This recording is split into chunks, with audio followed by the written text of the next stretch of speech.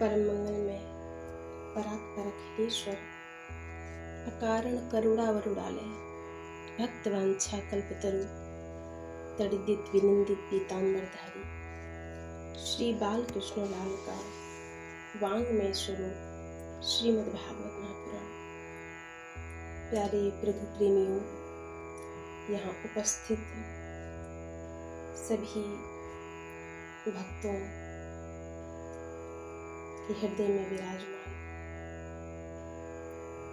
श्री राधा माधव श्री राम जानकी के चरणों में प्रणाम करते हुए आज यहाँ हो रहे श्रीमद् भागवत सप्ताह ज्ञान यज्ञ के हम लोग प्रथम दिवस में प्रवेश करेंगे। कहते हैं भाग्योदेन बहुजन्म समर्थितेन सत्संगम च लभते पुरुषो यदा अज्ञान हेतु कृत्योह मदान्धकार नाशम।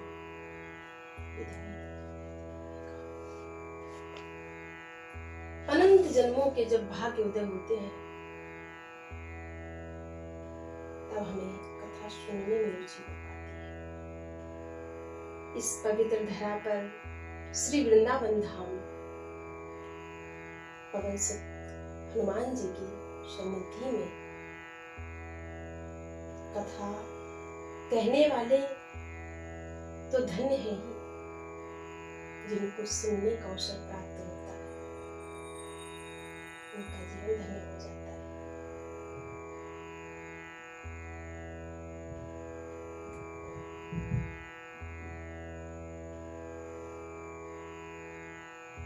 सच्चिदानंद रूपाय विश्वोत्पत्त्यादि हेतवे तापत्रय विनाशाय श्री कृष्णाय वयं नमः। सत, चित और आनंद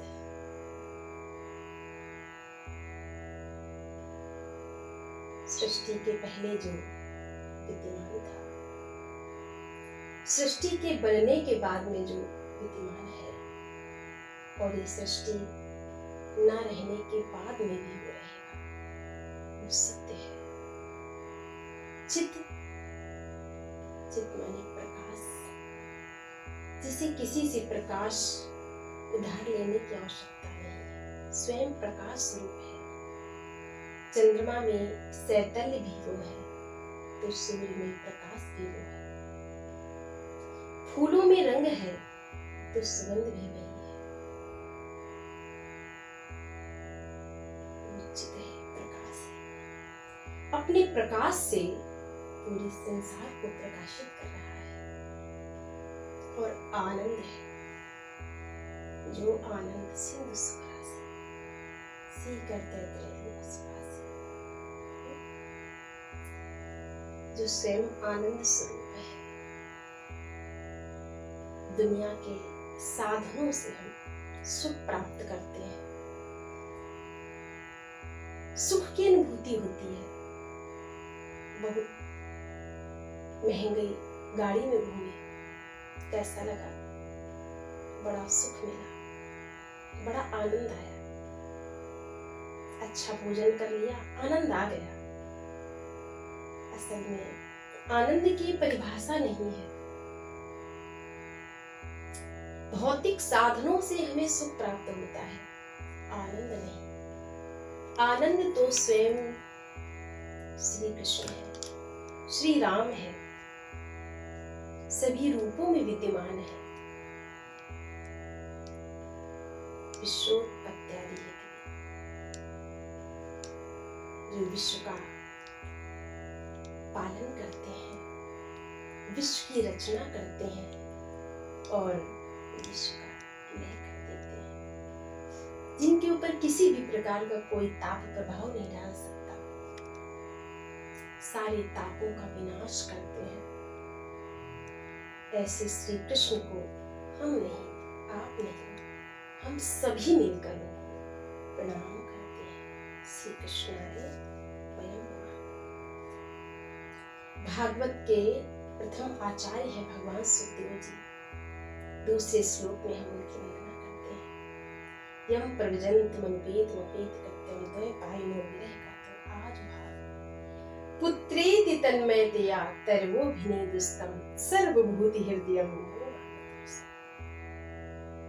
जन्म से ही जो 16 वर्षीय है, मातृ गर्भ में जिन्होंने रहकर भजन किया और जन्म लेते ही वन में जा रहे हैं, इनके पिता पुत्र पुत्र कहते हैं तो बच्चों से उत्तर मिला, कौन किसका पुत्र है, वापस नहीं ला सके। ऐसे परम वीतराग श्री सुखदेव जी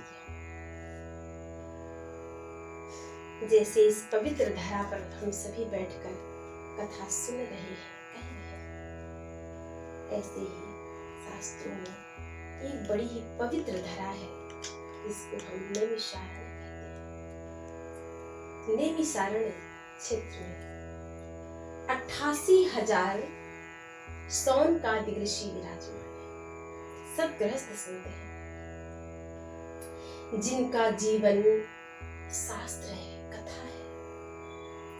एक पुराण की कथा संपन्न होती है तो दूसरे पुराण की कथा प्रारंभ हो जाती है।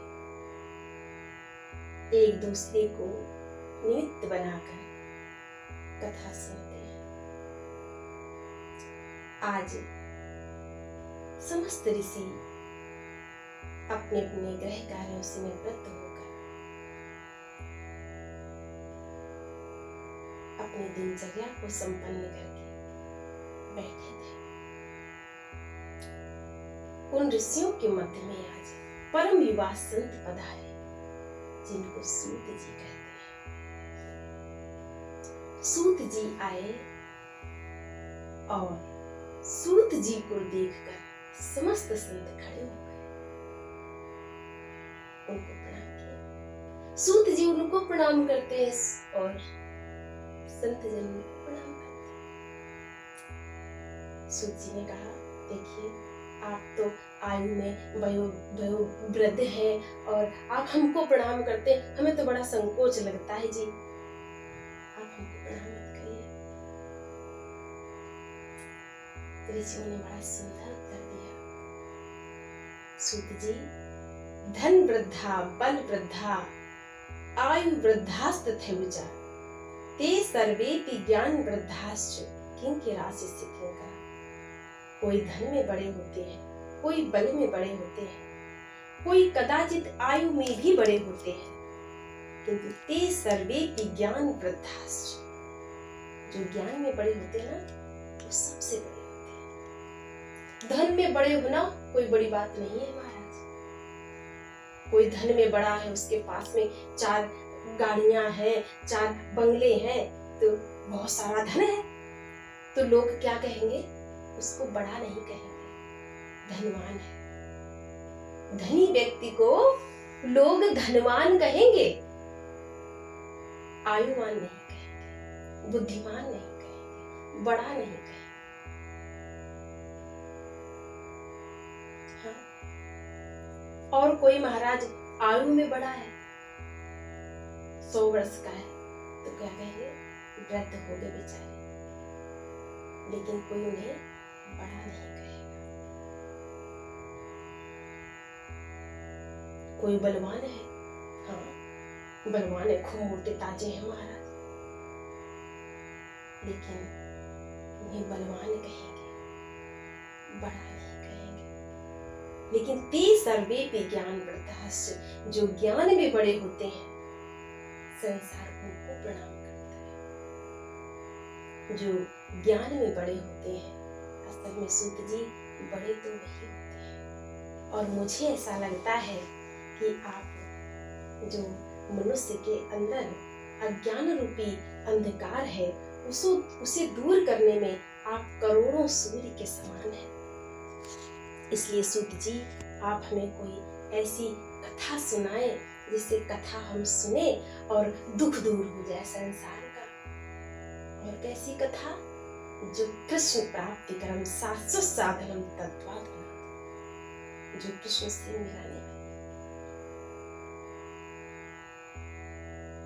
हमारा जीवन क्या है, काल ब्याल मुखग्रास त्रास निर्नाश है। बहुत बड़ा अजगर है, उसने अपने विशाल मुख को खोल रखा है, हमारा जीवन कब तक सुरक्षित है और मैं उस ब्याल के, उस सर्प के मुख का ग्रास हूँ। हमारा जीवन कब तक सुरक्षित है जब तक उस अजगर ने, उस ब्याल ने अपने मुख को बंद नहीं किया। जैसे वो अपना मुख बंद करेगा, हमारा तो 2 मिनट में राम नाम जप सकते हैं। इसलिए आप हमें कोई ऐसी कथा सुनाए जो गोविंद से मिलाने वाली हो। सूत जी गदगद हो गए ऐसे प्रश्न को सुनकर, क्योंकि जो सच्चा संत होता है ना, वो ऐसे ही प्रश्नों से प्रसन्न होता है। संतों के पास जाए तो कभी व्यर्थ की बात मत करो कि मेरी नौकरी लगेगी नहीं, घर में बेटी हो, बेटा होगा कि बेटी होगी, नहीं।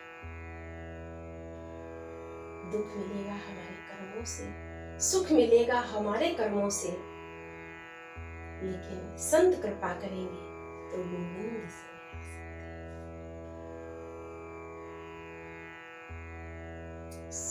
सूत जी ने कहा, ऋषियों, जिस कथा के लिए आप हमसे याचना कर रहे हैं ना, कभी कभी ये कथा देवताओं को भी सुलभ नहीं होती। हाँ, एक बार सुखदेव जी राजा परीक्षित को कथा सुना रहे थे। देवताओं को पता चला कि सुखदेव जी राजा परीक्षित को कथा सुना रहे हैं, क्योंकि उन्हें 7 दिन में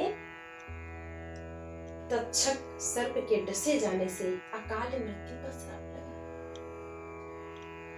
तो सुखदेव जी ने 7 दिन में भागवत की कथा सुना रहे हैं। सब देवता पधारे, आए और सुनो, स्वर्ग का अमृत कलश लेकर आए। सुखदेव जी के पास में खड़े हो गए। सुखदेव जी ने कहा, क्या बात है? बोले, ये स्वर्ग का अमृत है, इसे आप परीक्षित को पिला दीजिए महाराज, और भागवत रूपी अमृत आप हमको पिला दीजिए, तो सर्प के भय से परीक्षित को मुक्ति मिलेगी और संसार भय से हमें। सुखदेव जी ने कहा, देखो, कहना क्या चाहते हो, स्पष्ट बोलो। बोले, अदला बदली कर लो महाराज। सुखदेव जी ने कहा, देखो, भागवत रूपी अमृत में तुम्हें पिला तो देता, लेकिन जो तुमने भागवत की तुलना ये अमृत से की ना, स्वर्ग के अमृत से, ये बात मुझे अच्छी नहीं लगी। क्योंकि कहां ये अमूल्य हीरा और कहां ये 2 रुपए का कांच का टुकड़ा। स्वर्ग को कांच का टुकड़ा बोल दिया महाराज सुखदेव जी ने। हाँ, स्वर्ग के अमृत को महाराज स्वीकार नहीं किया सुखदेव जी ने।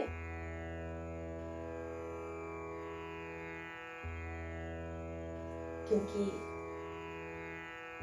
हम बड़े बड़े पुण्य करते हैं, सत्कर्म करते हैं, कुएं खुदवाते हैं, बावड़ी खुदवाते हैं, भंडारे करवाते हैं, लंगर चलवाते हैं, एफडी जमा करते हैं महाराज। स्वर्ग में एफडी जमा होती महाराज। हम उसके बदले हमको स्वर्ग में प्रवेश भी मिलता है, हम रहते भी, सुख भी भोगते हैं, लेकिन कब तक? जब तक हमारी एफडी जमा है। जैसे ही एफडी खत्म तो छीणे पुण्य मृत लोके विशंति। जैसे ही पुण्य क्षीण हुए, हमको मृत्यु लोक में आना। छीणे पुण्य मृत लोके विशंति। लेकिन भागवत रूपी अमृत को जिसने पी लिया, उसे संसार में आना नहीं। भवबंधन कट जाते हैं, संसार बंधन कट जाते हैं। सुखदेव जी ने अभक्त समझा और देवताओं को वापस कर दिया। सब देवता ब्रह्मा जी के पास गए। ब्रह्मा जी से बोले, देखो पितामह,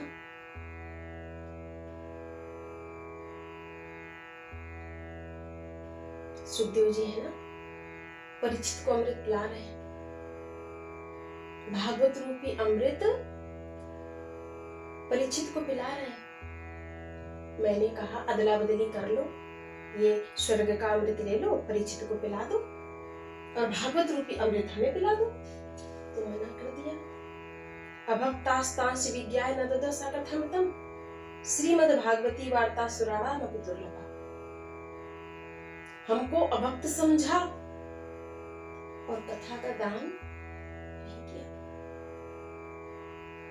ब्रह्मा जी ने कहा अच्छा देखो तो जरा भागवत है क्या। ब्रह्मा जी ने एक तराजू लिया और तराजू में महाराज एक पल्ले पर दुनिया के समस्त साधनों को रखा। एक पल्ले पर भागवत जी को विराजमान किया। देखते ही देखते भागवत का पल्ला नीचे आ गया, समस्त साधनों का पल्ला ऊपर उठ गया। यानी जिसका भार अधिक होगा वही नीचे आएगा। ब्रह्मा जी ने कहा श्रीमद् भागवताख्यो अयम प्रत्यक्षा कृष्ण एवं। देवताओं ये कोई पोथी नहीं है, कोई किताब नहीं है, ये प्रत्यक्ष कृष्ण का महामय स्वरूप है। सूजी ने कहा वो कथा मैं आपको सुनाने जा रहा हूं। सबसे पहले ये कथा ब्रह्मा जी ने अपने पुत्र नारद को सुनाई।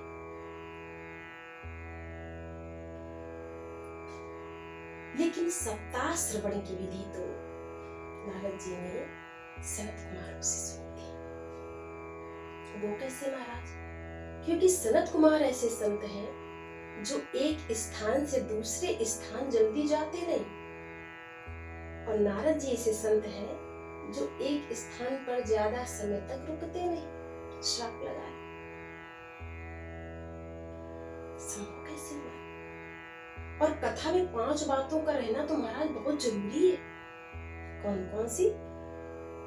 कथा के लिए स्थान, कथा का स्थान बड़ा शांतिप्रद हो जिसमें आप सिर्फ वक्ता की बात को सुन सके। शांतिप्रद हो। दूसरी बात भागवत का गान, भागवत को ज्ञान पूर्वक गाया जाए, सुंदर शब्दों में गाया जाए। महाराज तीसरी बात है भागवत का ज्ञान, उसको ज्ञान पूर्वक सुना जाए। कुछ लोग होते हैं ना तो कथा में कमियां निकालते हैं। ये बात तो व्यास जी भूल गए, हाँ अब ये बात तो बोली नहीं। महाराज वक्ता वो श्रेष्ठ है जो बड़ी बात को छोटी सी कह के निकल जाए, और छोटी बात को बहुत बड़ी कर दे, विस्तार से कर दे। ये वक्ता को अधिकार है महाराज, वक्ता को अधिकार है कि कोई भी कथा कितनी भी बड़ी कर दो, कितनी भी विस्तार से कर दो, कितनी छोटी कर दो, जैसा समय अनुकूल ऐसा करना चाहिए। जहां श्रोताओं का मन लग रहा हो, जिस कथा को सुनने में मन लग रहा हो, उस कथा को विस्तार से वक्ता वही श्रेष्ठ है। तीसरी बात महाराज भागवत का ध्यान, उसे ध्यान पूर्वक सुनना चाहिए। पांचवी बात भागवत में आपके कान बिल्कुल व्यास पीठ से जुड़ जाने चाहिए। कौन सा श्लोक, कौन सी बात मन से बोली गई और मैंने कान के द्वारा अपने हृदय में उतार दी। तो 5 बातों का होना तो बहुत आवश्यक है। और नारद जी ऐसे संत एक जगह टिकते ही नहीं, तो संभव कैसे हुआ? सनत कुमार ने कहा। सूत जी बोले महाराज एक बार ऐसा हुआ कि नारद जी बड़े चिंतित थे और हरिद्वार होते हुए बद्रिकाश्रम से जा रहे थे। बड़े चिंतित थे, व्याकुल थे। सनत कुमार ने नारद जी से उनकी चिंता का कारण पूछा। देवर्षि नारद आप कहाँ जा रहे हैं, कहाँ से आए हैं और बड़े चिंतित हैं? आपको कभी चिंतित नहीं देखा मैंने। इतने व्याकुल हैं, क्या बात है? और आप तो आनंद के स्वरूप हैं, क्योंकि आप हमेशा श्रीमन नारायण का चिंतन करते हैं, नारायण का कीर्तन करते हैं। आपको तो देखकर रोने वाला भी हंसने लग जाए, इतना सुंदर आपका स्वरूप है। आज आप स्वयं चिंतित हैं, आपकी चिंता तो पूरे संसार को चिंतित कर दी। कहाँ से जा रहे हैं, कहाँ जा रहे हैं? नारद जी चरणों में गिर गए, हम आपके पास नहीं आ रहे थे। मैं ना कथम ब्रह्मन् दीन मुखा कुतः चिंता करो भवान त्वरितम गम्यते कुत्र कुतश्चागमनम तव। नारद जी से संत कुमारों ने प्रश्न किया। नारद जी ने कहा, महाराज मैं ना पृथ्वी पर गया था। अहम तो पृथ्वी यातो ज्ञात्वा सर्वोत्तमामिति पुष्करम च प्रयागम च काशी उदाहरणित था। महाराज मैं पृथ्वी पर उन समस्त पवित्र तीर्थों में गया, लेकिन मुझे कहीं शांति नहीं मिली। मैं पुष्कर गया, प्रयाग गया, काशी भी गया, गोदावरी गंगा जी के किनारे गया, मुझे कहीं शांति नहीं मिली। अनेक तीर्थों का नाम बताया। महाराज आश्रमों में देखा तो संतों का सम्मान खत्म हो गया है, गृहस्थियों में देखा तो बुजुर्गों का सम्मान खत्म हो गया है, बुजुर्गों को कोई नहीं पूछता, और घर में चलती है तो नई बहू की चलती है, सलाह लेते हैं तो साले साहब की लेते हैं। महाराज बड़ी स्थिति खराब हो गई है, कलयुग में लोगों की बुद्धि को खराब कर रखा है, कोई किसी का सम्मान नहीं करता, छोटे बड़े का कोई सम्मान नहीं रहा। मेरा मन बड़ा दुखी हो गया। फिर मैं वृंदावन गया, जहाँ कल कल करके बह रही है श्री यमुना महारानी। वहां मैंने देखा तो मेरी आंखें फटी फटी रह गई। माता भक्ति बैठी थी, दुखी थी, उनकी सेवा में हजारों दासियां थी, लेकिन वो दुखी थी। मैंने उनके दुख का कारण पूछा, देवी आप क्यों दुखी हैं? आप क्यों दुखी हैं? माता भक्ति ने कहा, नारद जी मेरे ज्ञान वैराग्य दोनों तीव्रत हो गए हैं, कलयुग के प्रभाव से दोनों वृद्ध हो गए हैं। मैंने देखा दोनों मूर्छित अवस्था में पड़े थे। मैंने भक्ति माता के दुख की निवृत्ति के लिए, ज्ञान वैराग्य की पुष्टि के लिए गीता पाठ का बार बार पाठ किया, वेद वेदांतों का पाठ किया। जैसे ही पाठ करूं दोनों खड़े हो जाएं, पाठ को विराम देते ही मूर्छित पड़ जाए। तभी आकाशवाणी में कि सत्कर्म करो।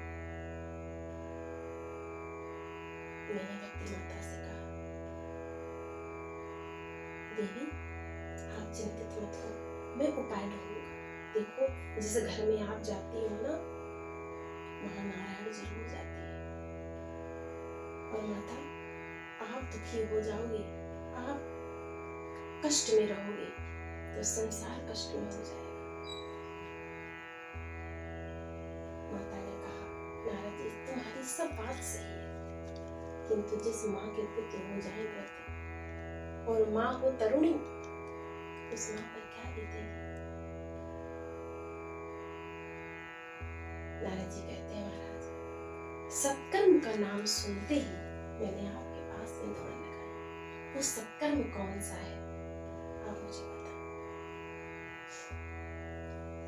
संत कुमारों ने कहा, जिस सत्कर्म की बात आपसे कही गई है महाराज, सत्कर्म सोच को नूनम ज्ञान क्या स्मृति है, श्रीमद् भागवतालापा सतगीता सुखानी। जिस सत्कर्म की बात आपसे कही गई है, वो सत्कर्म तो श्रीमद् भागवत ज्ञान यज्ञ है।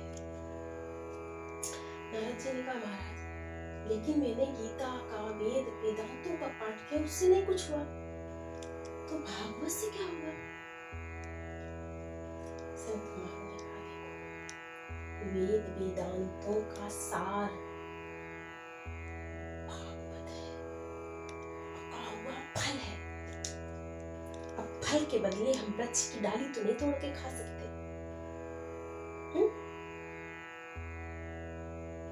फल का स्वाद लेना है हमें,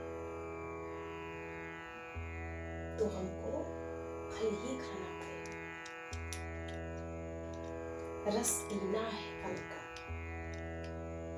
तो हमको फल को पाना पड़ेगा। वृक्ष की डाली से हमको रस नहीं मिलेगा, जबकि वृक्ष का सार ही फल में है। नारद जी को बात समझ में आई। देखो, लेकिन महाराज ये कथा कैसे करो? अब आप भी संत हैं और हम भी संत हैं, क्यों ना आप ही कर दें? संत कुमारों ने कहा, देखो लेकिन कहाँ वृंदावन और कहाँ बद्रिकाश्रम? तुम भक्ति माता से कहो वो थोड़ा आगे आए, हम थोड़ा नीचे आ जाएंगे, बीच में मिल जाते हैं। तो हरिद्वार में गंगा जी के तट पर आनंद नाम का तट है, वहां वट वृक्ष की छाया में बालुका की मंच बनी, उस पे चारों भाई संत कुमार बैठ गए। मुख्य श्रोता में नारद जी बैठे हैं। भक्ति माता को बुलाया गया, भक्ति माता को आसन दिया गया, ज्ञान वैराग्य भी बैठे हैं।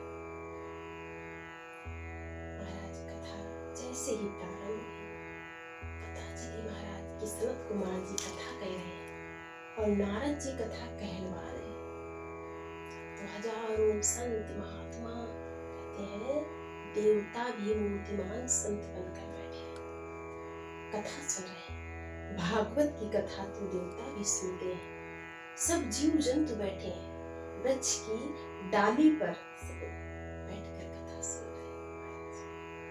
कुंभ जैसा वातावरण दिखाई पड़ रहा है। कथा प्रारंभ हुई, नारद जी के मन में एक प्रश्न आया, महाराज कोई धर्मात्मा व्यक्ति कथा सुने, उसकी मुक्ति हो जाए, इसमें कोई संशय नहीं है। कोई पुण्यात्मा है, कदाचित उसने भागवत की कथा सुनी, उसे 7 दिन में मुक्ति हो जाए, संशय नहीं है। क्या कोई पापी व्यक्ति भी कथा सुनकर मुक्ति पा सकता है?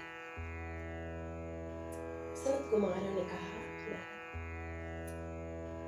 ये मानवः पापकृतस्तु सर्वदा सदा दुराचारता विमार्गः क्रोधाग्निदग्धा कुटिलाश्च कामिनः सप्ताह यज्ञेन करो पुनन्ति। जिस मानव ने जीवन भर पाप किया, दुराचार जिसकी प्रवृत्ति हो, क्रोधी हो, कामी हो, पर स्त्री गमन किया हो, जिसने वेश्यागामी,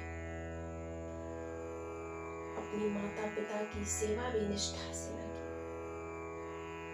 मैं तो ये कहता हूँ नारद जी, जो अपनी माँ बाप की शुद्ध संतान न हो, ऐसा व्यक्ति जीवन भर जिसने पाप किया, मरने के बाद भी भूत प्रेत बन के पड़ा हो, उसके निमित्त भी यदि भागवत की कथा कही जाए तो 7 दिन में उसे मुक्ति मिलती है। महाराज ये बात मुझे समझ में नहीं, थोड़ा विस्तार से बताएं ना। तो सनत कुमारों ने कहा, देखो नारद, एक नगर था, तुंगभद्रा तटे पूर्वमभूत्पत्तन मुक्तमं, यत्र वर्णः स्वधर्मेण सत्य सत्कर्म तत्परा। तुंगभद्रा नदी के किनारे एक उत्तम नगर था, उस नगर में एक पंडित जी रहते थे। आत्मदेव। घर में पत्नी है, नाम है धुंधली, जथा नाम तथा। घर में तुलसी जी है, सूख गई है। गाय है, 6 वर्षों हो गए, कोई बच्चा या बचिया नहीं।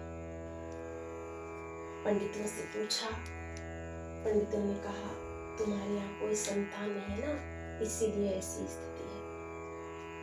आत्मदेव जी बड़े दुखी हुए, वन में गए, आत्महत्या करना चाहते थे, मर जाना चाहते थे। मेरी कोई संतान नहीं, इसलिए सारा क्लेश है मेरे घर में, मर जाना चाहते थे। तभी एक संत आए। संत ने उनके दुख का कारण पूछा। आत्मदेव चरणों में गिर गए, महाराज मेरी कोई संतान नहीं, मैं बहुत दुखी हूँ, मुझे वरदान दीजिए कि मेरी कोई संतान हो। संत ने कहा, देखो पंडित जी, संतान हो, यदि वो दुष्ट निकल जाए तो उससे ज्यादा कष्ट होता है। कोई संतान नहीं है, पुत्र नहीं है, तो आप गोपाल जी को अपना पुत्र मानो, सेवा करो, और तुम्हारे भाग्य की रेखा कहती है कि तुम्हारे 7 जन्मों तक कोई संतान नहीं। आत्मदेव जी रोने लगे और बोले, महाराज संत तो सब कुछ कर सकते हैं, आप मुझे वरदान दो, मुझे पुत्र प्राप्ति का वरदान दो, नहीं तो मैं तो आत्महत्या कर लूंगा और ये कलंक आपके ऊपर लगेगा। संत ने कहा, तो आप बताइए। एक फल दिया और कहा, तुम जाओ अपनी पत्नी को खिला देना। आत्मदेव जी आए, अपनी पत्नी से बोले, देवी ये फल लो, संत ने दिया है, खा लो, हमारी ना खूब सुंदर संतान होगी। धुंधली ने कहा, अच्छा अब फल खाने से कहीं बच्ची होती, और यदि फल खा लिया, गर्भ ठहर गया और घर में आग लग गई, सब तो निकल के बाहर चले जाएंगे और मैं भाग भी नहीं पाऊंगी। अब महाराज कहे, क्या करूं? फल खा लिया, गर्भ रह गया तो मैं भोजन भी नहीं कर पाऊंगी ठीक से, अब क्या करूं? बच्चे बच्चे का झंडा। सोच रही थी, बहन आ गई घर पे। बहन से कहा, देख बहन, तेरे घर में खाने वालों की लाइन लगी है, तेरे यहाँ 9 संतानें 10वीं होने वाली है, और मेरे यहाँ खाने के लिए तो खूब है, खाने वाला नहीं। तू ऐसा कर, इस बार होने वाली संतान मुझे दे दे और मुझसे बहुत सारा धन ले जा। बहन ने कहा, ठीक है, और दोनों ने मिलकर उस फल को गौ को खिला दिया, गौ माता को खिला दिया, संत की परीक्षा लेने के लिए कि फल खाने से बच्चा होगा कि नहीं। अब तो समय आया और अब तो धुंधली चिल्लाने लग गई, मेरे तो बच्चा हुआ, और बहन का बच्चा आत्मदेव जी को दिखा दिया, देखो अभी भी जन्म लिया बच्चे। आत्मदेव जी बड़े प्रसन्न हुए, नाम रखना चाहते थे परमात्मा देव। धुंधली ने कहा, अच्छा जन्म मैंने दिया है, तुम मेरे नाम से नाम रखो, नाम होगा धुंधकार। महाराज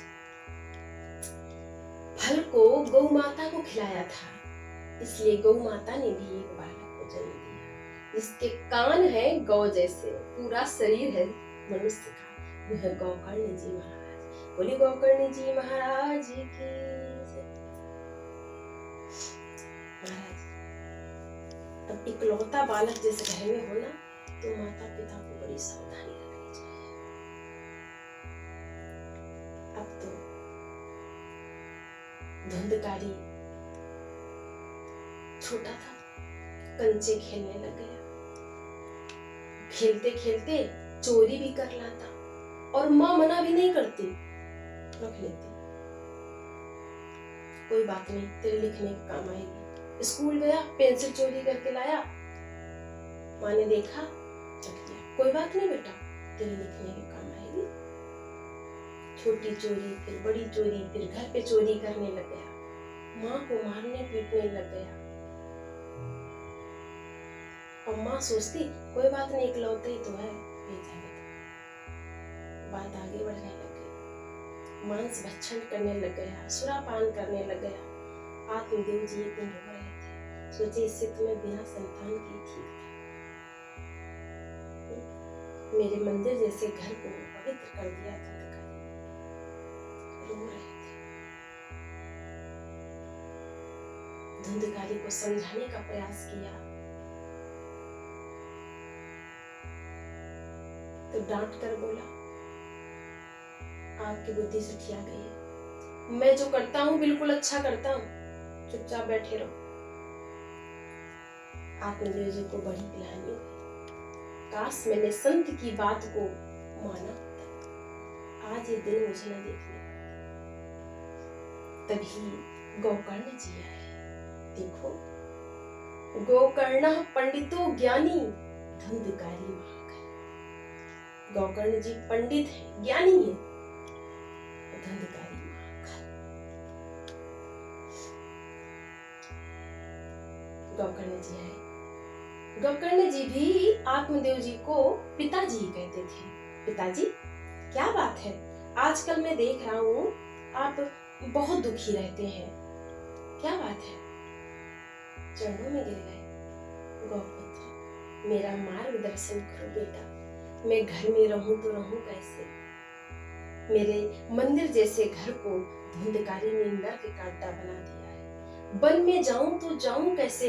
इतना प्रबल वैराग्य नहीं है बेटा, क्या करूं?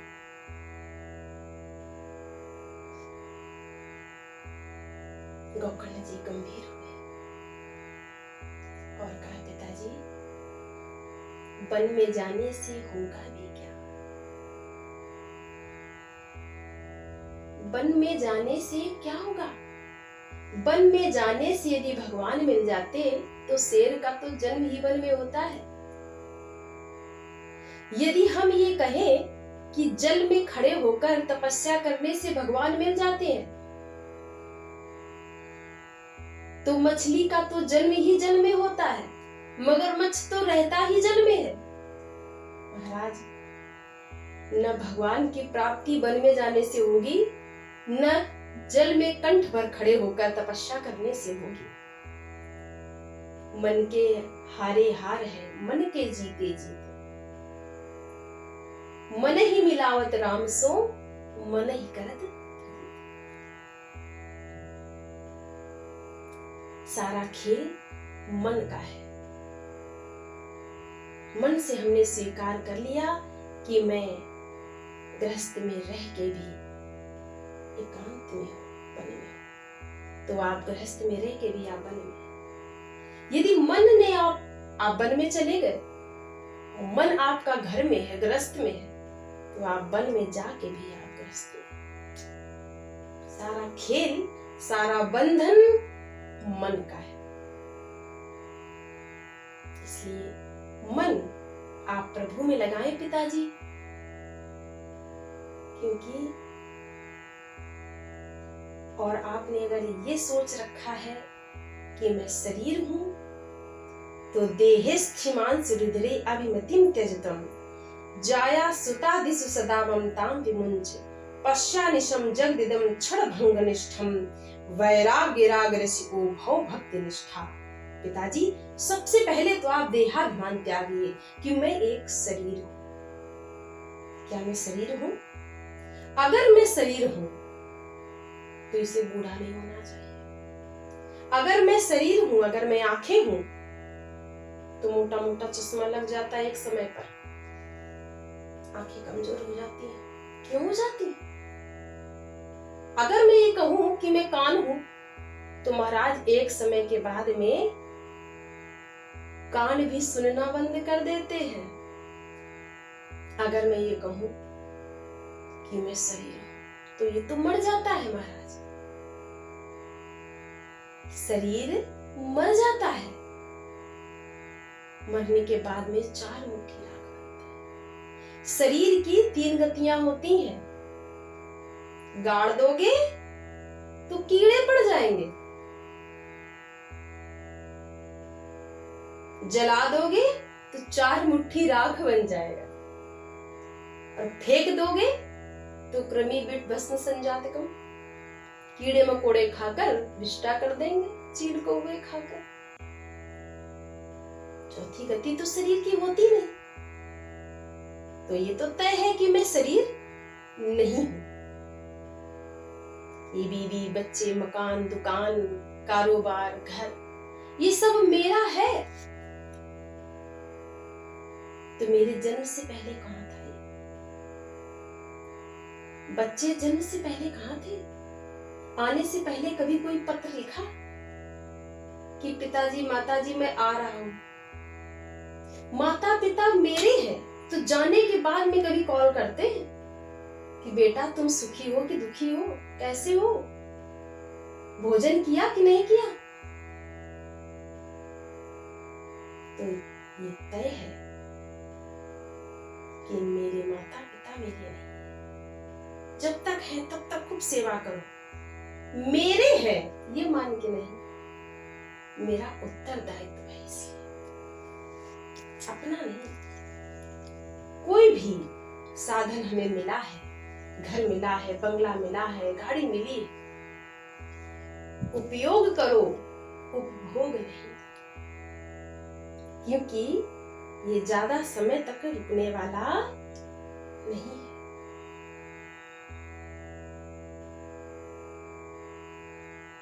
अपने आप से प्रश्न करो कि को हम आखिर में कौन हूं, मेरा परिचय क्या है? तो अंदर से एक ही आवाज निकलेगी, क्या?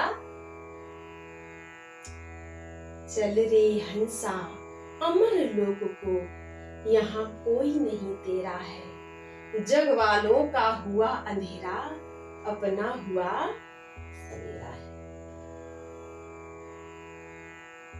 एक ही उत्तर मिलेगा।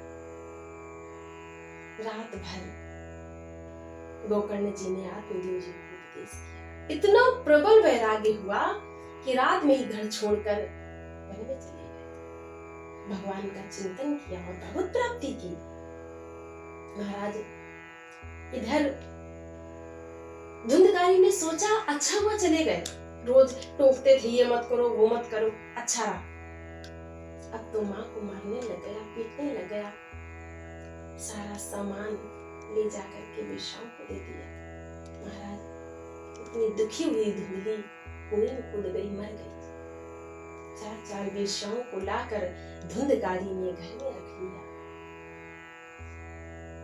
आज वेश्याओं ने सोचा देखो इस कई बार ये चोरी में पकड़ा गया है, राजा तक सूचना पहुंच चुकी है, किसी दिन हम भी पकड़े जाएंगे। सारा धन इसका लूट लिया, ले लिया और सोते हुए धुंधकारी को मार दिया। उसके मुख में जलते हुए अंगार भर दिए महाराज, और जमीन में वहीं गाड़ दिया, सारा धन लेकर चली गई। पंडित जी के उस पवित्र घर में धुंधकारी प्रेत बनकर पड़ा है। महाराज ये बात गोकर्ण जी को पता चली तो गोकर्ण जी ने गया जी में श्राद्ध किया, तर्पण किया और तीर्थों में घूमते हुए आ रहे हैं। जैसे ही गोकर्ण जी आए, आज बरसों बीत गए, सोचते हैं ये मेरी जन्मभूमि है, पंडित जी का घर है, चलो आज रात में ही विश्राम करते हैं, सुबह गांव के लोगों से मिलेंगे। और गोकर्ण जी बैठे हैं, चिंतन कर रहे हैं। संसार जब सोता है तो संत भगवान का चिंतन करते हैं। गोकर्ण जी प्रभु का चिंतन कर रहे थे कि उसी समय देखा कोई काली काली परछाई सामने से गुजर गई। कभी बड़ी विचित्र प्रकार की आवाजें आती हैं, कभी भैंसे का रूप धारण करता है, कभी घोड़े का। गोकर्ण जी ने कमंडल से जल लिया, छींटा और कहा, कौन हो तुम? मेरे सामने आओ। हाथ जोड़ करके धुंधकारी खड़ा हो गया। भैया गौकर्ण, मैं तुम्हारा भाई धुंधकारी हूँ। देखो भैया, मैं यहाँ प्रेत बनकर पड़ा हूँ। जिसका भाई इतना बड़ा ज्ञानी हो, उसका भाई प्रेत बन के पड़ा है। मेरी मुक्ति का उपाय ढूंढो भैया, मैं प्रेत बना हूँ। गौकर्ण जी ने कहा, भले आदमी तुम प्रेत बन के पड़े हो, लेकिन मुझे पता चला था, क्योंकि मैं तो तीर्थ में चला गया था। मुझे वहां पता चला माता पिता के बारे में, तुम्हारे बारे में। मैंने तुम्हारे लिए गया जी में तो तर्पण किया, श्राद्ध किया, फिर भी तुम प्रेत बन के पड़े हो। धुंधकारी ने कहा, भैया मैं कोई छोटा मोटा पापी नहीं हूँ, मैं बड़ा वाला पापी हूँ, इसलिए तर्पण से और श्राद्ध से कुछ नहीं होगा। मेरी मुक्ति का उपाय ढूंढो भैया, मुझे मुक्त कर दो, बड़े कष्ट मिल रहे हैं महाराज धुंधकारी को। धुंधकारी की स्थिति देखकर गौकर्ण जी को दया आई। एक बात बताऊं, संत है ना, संत भगवान को क्यों प्रिय है? क्योंकि इनके अंदर करुणा बहुत होती है। संत साधु, इनके अंदर कोई अपना नहीं है, कोई पराया नहीं, पूरा संसार उनका अपना है। सबके हित की बात सोचते हैं, सबके ऊपर करुणा करते हैं, दया करते हैं। गौकर्ण जी ने भुवन वास कर सूर्य को प्रणाम किया। महाराज,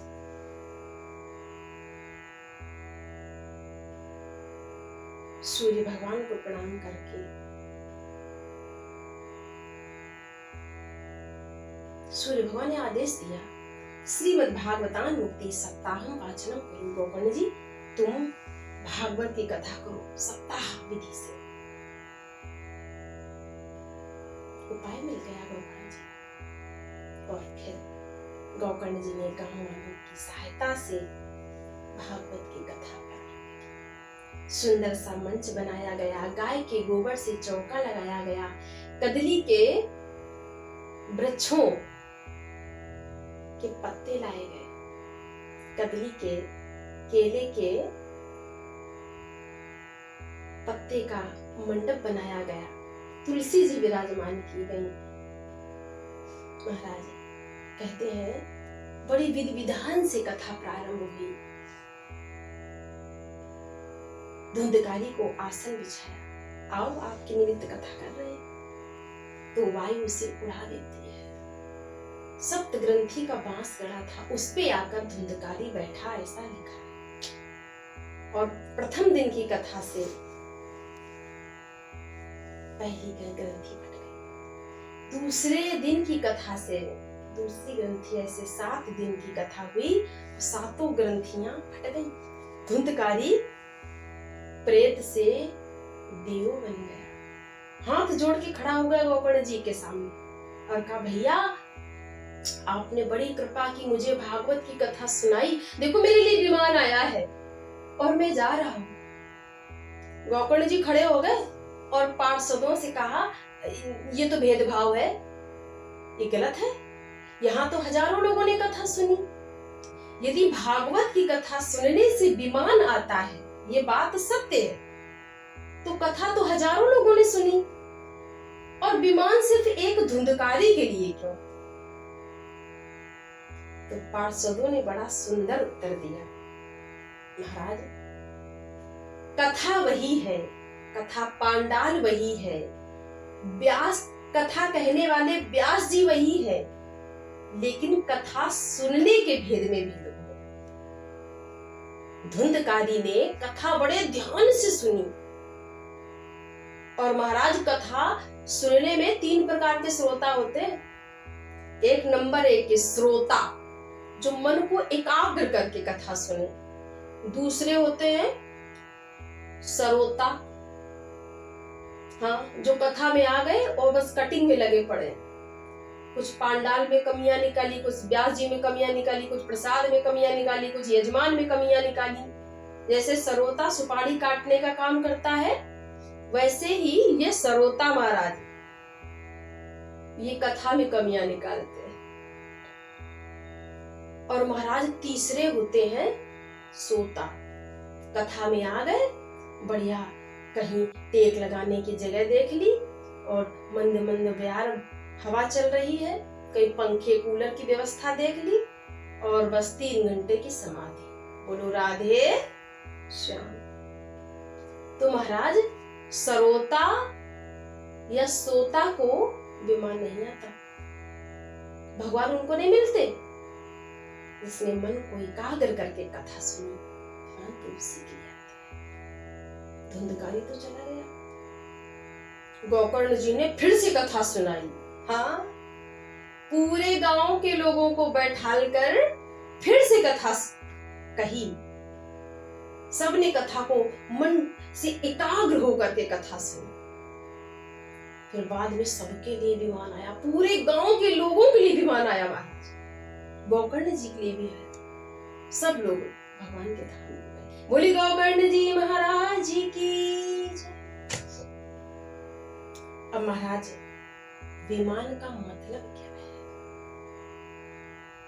अच्छा, आप लोग कहेंगे हमने तो इतनी कथाएं सुन ली और हमारे लिए कभी विमान नहीं आया।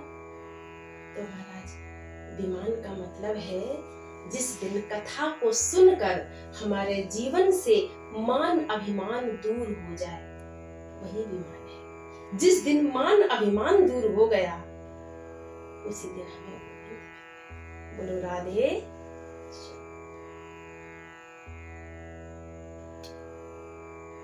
कथा श्रवण की बड़ी सुंदर विधि है। कथा कैसे सुने?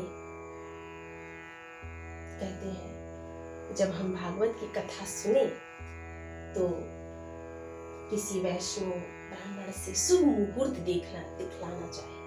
वैसे बिना मुहूर्त की कथा कहने से या सुनने से कोई दोष नहीं लगता, लेकिन मुहूर्त में कथा सुनने से फल अधिक मिलता है।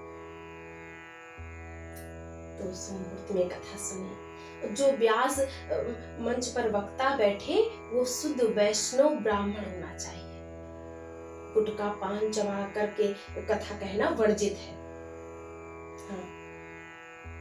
और पहले दिन जब भागवत जी विराजमान करें तो सिर पर लेकर सुंदर सी कलश यात्रा निकालें और जैसे घर में बारात आती है ऐसे स्वागत करना चाहिए।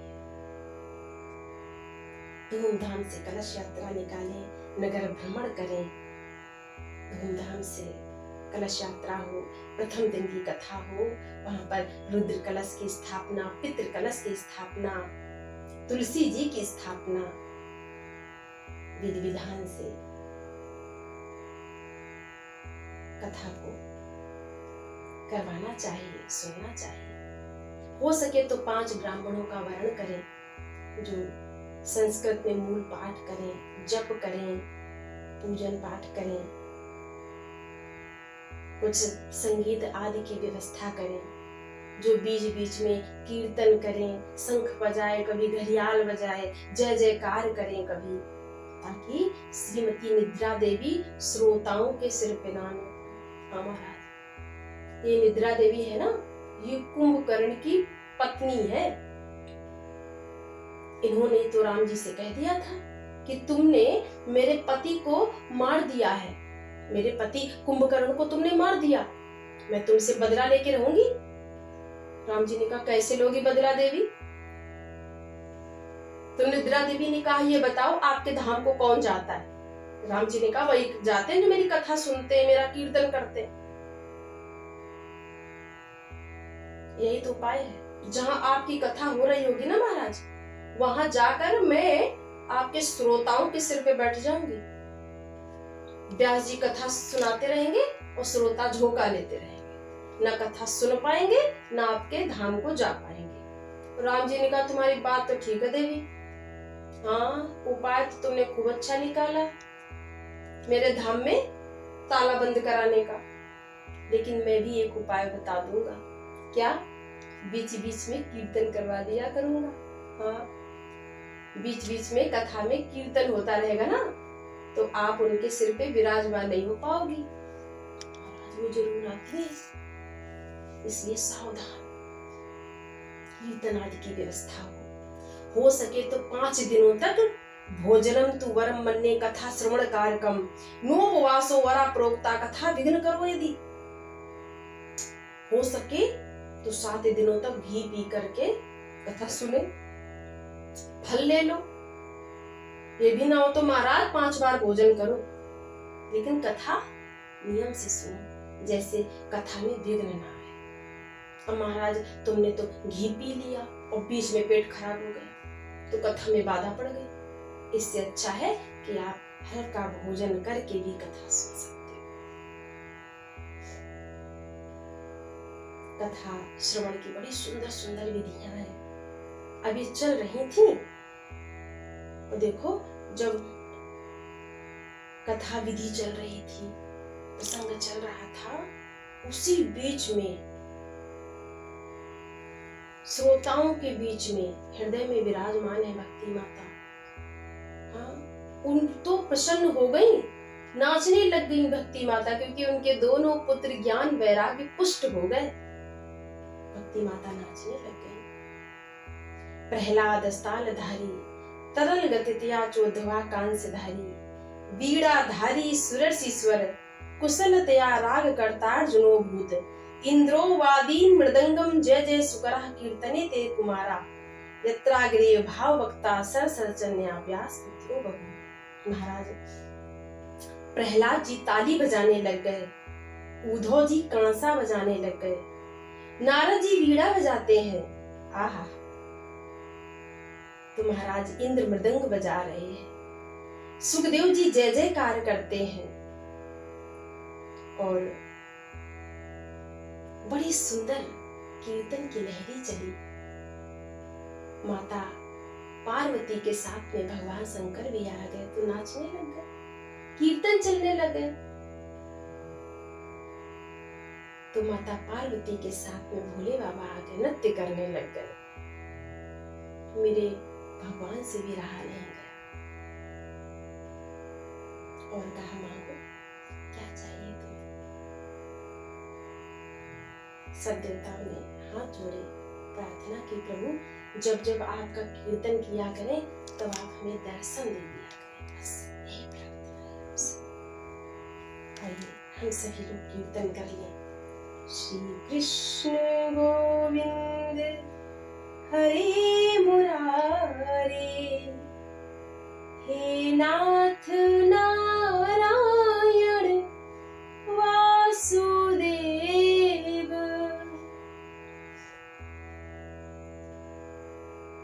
बड़ी सुंदर कीर्तन की लहरी चली, इतना सुंदर कीर्तन हुआ, सब भक्त नाच रहे हैं, गा रहे हैं। भगवान ने वरदान दिया। आगे की कथा हम लोग कल श्रवण करेंगे। जय श्री राधे, बोले बाल कृष्ण लाल की जय। कल की कथा हम लोग श्री सुखदेव जी के मुखारविंद से सुनेंगे। कल बड़े सुंदर सुंदर प्रसंग हैं, कैसे राजा परीक्षित को श्राप लगा, महाभारत के कुछ प्रसंग हैं, आदि आदि कथाएं हम लोग कल श्रवण करेंगे। कल नियम से सभी लोग अपने अपने स्थान पर आए, समय का ध्यान रखें। जय श्री राधे, जय श्री कृष्ण, बोली बाल कृष्ण लाल की जय। श्री राधा रानी सरकार की।